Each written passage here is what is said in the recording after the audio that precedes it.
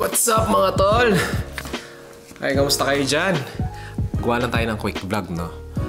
Okay, so, na-curious kasi ako.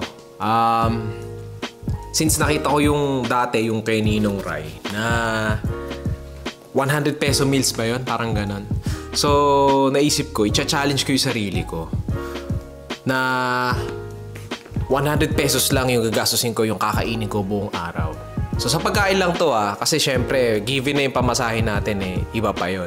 So yung 100 pesos alone sa pagkain sobrang challenging na, mahirap na yon. Na pagkasyahin mo na mabubusog ka. Pakahirap nun. Tapos hopefully pasustansya pa nga yun hanggat maaari syempre. Well, basta tingnan na natin kung ano yung mapapagkasya natin sa 100 pesos for the entire day. Kaya naman yon, pero syempre kailangan iba-iba rin yung kakainin mo. Magsasawa ka, di ba? Kasi kung pare-pareho yung kinakain mo. So tignan lang natin kung saan makakarating. Ako kasi hanggat maaari gusto ko medyo healthy naman yung kinakain ko. Or natural na pagkain gaya ng kanin, ulam, karne, ganun. Yan, gulay, itlog. Titignan ko lang kung ano meron dito sa ref namin na kakasya sa 100 pesos or sa $2 na lang, sige. Kasi ang palitan ngayon 56, so mga nasa 110 ang $2. So pagkakasyahin natin yan sa $2. Pwede tayong sumobra ng konti, siguro mga hanggang 120 lang. Subukan natin challenge to. Tara, samahan niyo ako. Siyempre, hindi mo mawawala yung itlog. Itlog tayo. Sanay na kasi akong mag-itlog Since nag-gym ako, trainer ako dati. Yan. So sanay akong kumain na itlog, siguro mga at least 4 na itlog. Pero ngayon, isa lang, okay na yan. 120 pesos yung isang dosena na yan. So lumalabas sa isang dosena, 10 piso tong large egg.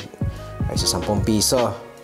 Tapos, parang gusto ko na medyo light lang since hindi naman ako gutom na gutom. Yan. So ito kakainin ko ngayon. Tinapa. Light lang, walang tuyo. Gusto ko sana tuyo. Meron ako dito, gourmet tuyo. Pero, syempre, gusto kong kalkulahin na magkakasya yung sa 100 pesos nga. Ang laman nito ay 6, 9, 12. Sa isang dosena din. So, mga nasa roughly 7 pesos yata isa to. Tama ba? 7? Tama, mga ganon. 7 o 8 pesos. 7 pesos. Yan, tama nga. So, kukuha tayo ng 3. 21 pesos. 3, 4. 28. So, 28 pesos plus 10 pesos. 38 pesos pa lang, kuis. 38 pesos pa lang. Pwede na. Sige. Palag na yan. Naluto ko na itlog.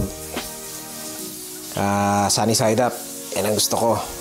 Pwede na to. Palag na to. Diba? Tapos kalamansi. Tsaka patis. Yung paborito ng kapatid ko yan, ng ate ko. Napaka-paborito niya yung tinapa na yan. Yan. Okay na. Tara. Kain na. Kasi meron tayong rito, tirang kanin, bahaw. Okay, so konti lang. Mga nasa 15 pesos yan. Kasi Ifugao rice to, 60 pesos ang kilo. Mga nasa 15 pesos to kung 250 grams. Mga ganun, Okay, so ang dami na niyan. Siguro ilang araw ko kakainin to, guys. Kasi mahina talaga ako sa kanin Low carb ako. Konti lang ako magkanin. Okay, as in konti lang. Initin natin sa microwave. Yun na. Okay, spiga tayong kalamansi. Panalo. Tapos patis. Kain na. Okay, so tinapa, itlog. So, magkano na costing natin? 28 plus 10, 38 plus yung karampot na to siguro 3 piso. Sige, 5 piso mo na lang. Diba? Nasa magkano na ako? 43 pesos. Kasi halimbawa, nasa labor work ka. Kailangan mo talaga maraming kanin kasi ang dami mong sinusunog na energy So kailangan mo talaga yun, maraming kanin, doon ka mag-i-invest, Kung bibili ka sa labas ng kanin, mauubos ka, mahal ng kanin kahit sa kaninderela, siguro baka mga 15 na yata kanin ngayon, o 5 o 10 piso, pinakamababa. Mahal na. Kaya nga yung mga unli rice, diba, dinudumog eh, no? Kain mga kuys. So, kung napanood ng kapatid ko to, maiinggit yun. Kasi nasa abroad, sa Middle East. Paborito niya to. Siya lang kilala kong may paborito ng tinapa. Ayan. Okay. Mamaya, isipin natin, magkano pa ang budget natin? 38 plus 5, 43. Sa mga nasa 55 pesos pa, 60 pesos pa nga, kasi sabi ko 110 ng $2 eh. May mga 50-60 pesos pa tayo, marami pa yun. So, tingnan natin kung saan makakarating yung 60 pesos natin mamaya. Mamaya naman. Yun! So, kakadating lang natin ng gym. Medyo gutom na ako. Nahirapan ako doon sa second bill natin na 60 pesos. Hirap maghanap. Ang mahal ng mga bilihin, sobra. So, sobrang challenge to na gagawa ka ng less than 100 pesos na pagkain. So, try ko pa rin. Ito, may nakita ako. Tingin ko ito, kasya na to. Tayo ng talong. Tapos itlog. So, tortang talong. Tingnan natin kung kakasya to isang itlog na to. Tapos, so, ito, 10 piso. 10 piso din. Tapos ito, meatloaf ng Argentina. Ginawa ko sa Mercury yan. 22 lang. So, kasi Mercury naman, 23. Sige, kahit 23 muna. So, mura na to.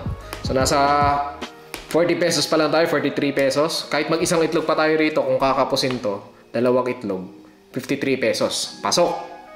Okay na to. Sige, so, siguro yung oven ko na lang to, or air fryer. Tapos, tsaka natin ipiprituhin. Okay, tara! Subukan natin to. Subukan natin dyan. Talong.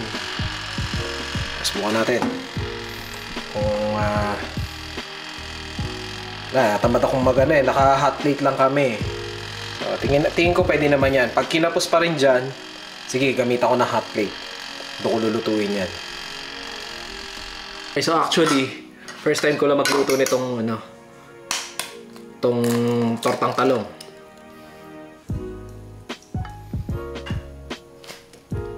So, parang omelette lang, di ba?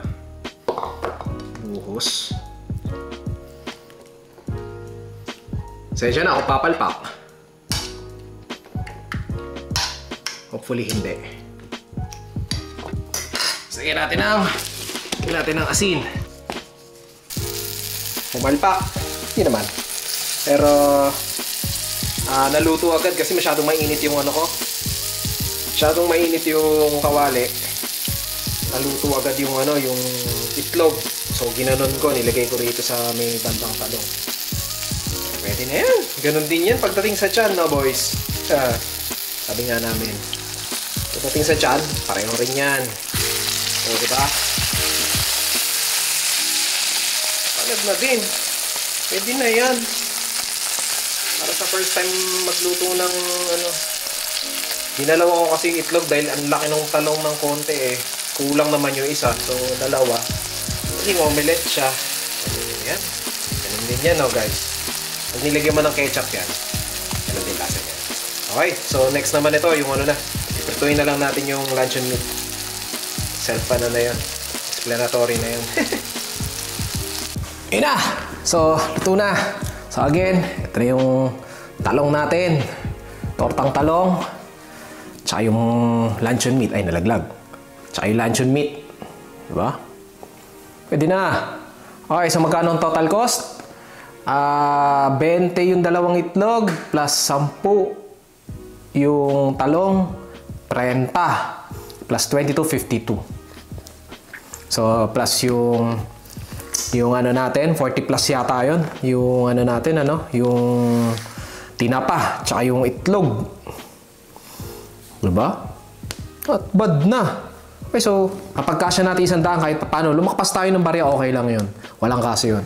So, ibig sabihin pa rin, kasya pa rin. Pero, mahirap. Ano lang ang ibig sabihin? Napag-aralan ko sa challenge na to, pwede naman. Pwede kang mabuhay sa 100 pesos, pero kailangan mo magluto. Kung gusto mo nang mabusog kahit papaano, lalo na dyan, pag in-order mo sa labas yan, mahal yan. Siguro mga nasa 30-40 yan. Kasi itlog kailangan kumita sila Baka nasa 40-50 na to. O pag bumili ka sa ano yan, sa karinderya, mas maliit pa dyan yun. Panigurado kasi isang itlog lang gagamitin nila kada isang piraso. Tapos maliit din yung talong. So side dish lang siya. Hindi yan ganyan kalaki. So mas mahal yan doon, panigurado. Hindi kakasya yung yung 50 pesos. Tapos sa karne, imposible, napakahirap dahil ang mahal ng bilihin. Ang pinakamura ay manok, siguro mga nasa 120 siguro yun. Kaso wala kasi akong rito Wala akong manok na wala kaming mabilang manok na medyo mura-mura. Tsaka kung ano lang yung available, na madali kong nakita, yun na lang ang binili ko muna. So, lalo na kung gusto mo makatipid, gusto mo marami yung mapapakain mo doon sa pera mo. Halimbawa, 2 kayo, 3, kailangan nyo talaga magdelata kasi yun, medyo, alam mo na, medyo bulto rin nila kinukuha yung mga karne. At the same time, may extenders yan kahit paano. So, pampabusog, pandagdag busog yan. So, kagaya nitong itong meatloaf, yung mga luncheon meat yan, mga hotdog, merong mga extenders yan, syempre. Lalo na yung, pwede ka namang pwede ka ring mag-ulam ng mga fishball, mga ganon, di ba? Tipid pa rin yun. Kaya yun. At least busog ka. Ang problema mo lang sa ganon, mostly kasi yun harina. Walang masyadong karne yun. Meron yun pero konti lang. Kasi kaya nga mura, piso-piso lang, 50 lang, di ba? Isang peraso. Pero kasi mostly yun harina. Kahit tignan nyo yung ingredients sa likod nun, ang marami dun, unang-unang nakalagay flour. Kasi yun ang pinakamarami niyang ingredient. Diba? Tapos yung iba pang palasa na lang yun. Yung pampalasa na isda, pampalasa ng manok. Ayan, mga ganyan. Baka chicken powder lang ginagamit. Hindi natin alam. Hindi ko alam Hindi ako bumibili masyado ng gano'n sa grocery Normally yung sa kalye lang, tusok-tusok lang pagka nagki-crave na. So, yun. So, para magkasya yung ang pinakamatipid talaga, gulay at delata. Yun talaga. Wala ka ng choice sa mahal ng bilihin. Kaya naman Kaya mo stretch hanggang 150, makakain ka ng may karne yan. Pero konti lang. Mostly bubuhay sa'yo gulay at itlog talaga. So, iikot ka lang doon. Tsaka delata. Pwede ka mag-instant noodles pero hindi naman healthy para sa kalusugan mo, Kasi puro yun, puro preservatives, puro MSG. So, hindi siya healthy, may oil yun. So, eto kahit paano, natural yung kinain natin. Okay, so, chibugin ko lang to. Next time na lang tayo. Mag-isip ulit tayo ng challenge next time. Okay, so comment lang kayo kung anong gusto nyo, kung may gusto ko yung makita na subukan nating challenge. Comment nyo lang. Next time guys, salamat. Please subscribe and comment lang. And like this video please. Salamat.